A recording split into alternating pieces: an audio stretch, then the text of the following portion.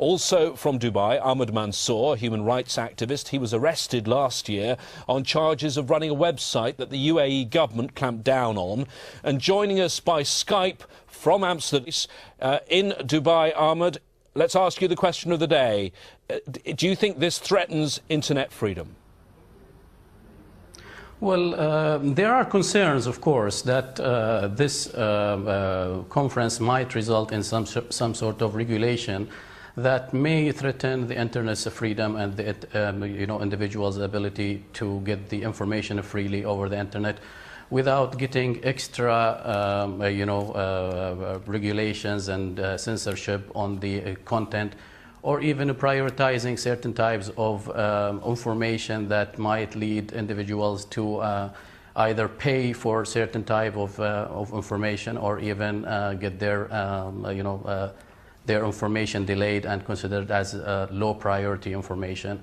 So the concerns that we are really talking about really here is driven by material facts that the internet is the entity that is facing most of the difficulties here in the region, especially in the with the countries that are considered to be repressive and not in the list of best countries dealing with the internet and freedom of expression and opinion, and generally in human rights records. OK, let's bring in Richard in Amsterdam. Do you see the possibility of a threat to internet?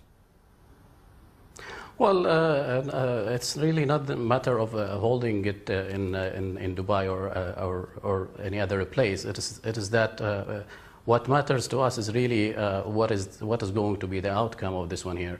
The region definitely is not a freedom of expression friendly, and there are lots of individuals, talking about bloggers, Twitter users, Facebook users, and what some others refer to as net citizens or netizens, basically are brought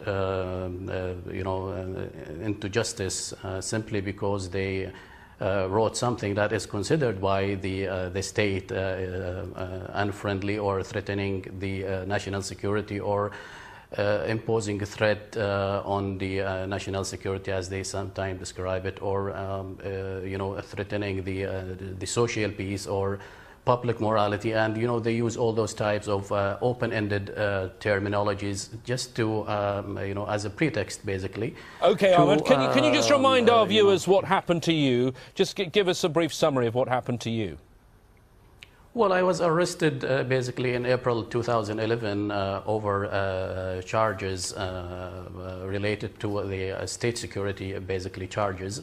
I was accused of insulting the top figures of United Arab Emirates, naming the president, the crown prince, and the crown prince of Abu Dhabi, and the vice president of UAE, simply because I've been the owner. I was the owner of a site that allowed some people to post comments, and those comments were really political comments and expressing the people's opinion, and has nothing wrong with them.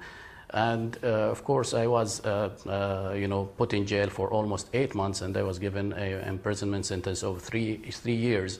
But I was released the next day on a presidential pardon after spending almost 8 months in jail. OK, so Ahmed. Having heard your experience, I'd like to bring in Paul again from the International Telecommunication earlier on, talk about US domination of the system that runs the internet. There's a corporation called ICANN. There's VeriSign that runs the .com domains. Do you think America has too much of a role in the way the internet's run? Well, I think America definitely has some weight when it comes to the internet, simply because, most of the major, or the giant internet companies are based in the United States, and those contributed greatly in the advancement of the internet to the level that we are seeing it in today. Definitely, the ITU is a government body, and we know from experience that ITU is very bureaucratic and sluggish body when it comes to changing resolutions and coming up with some sort of new standards. This process by itself, may not even be very good for the internet, because the internet is a fast-moving and developing technology, and putting some sort of a resolution that would be governed by an international body would remove that flexibility from the internet. And this is why I think some of the, even giant companies are refusing, such a conference and any regulation that might end up being adopted by member states. Okay, want to bring Richard. I want to bring Richard in on that point.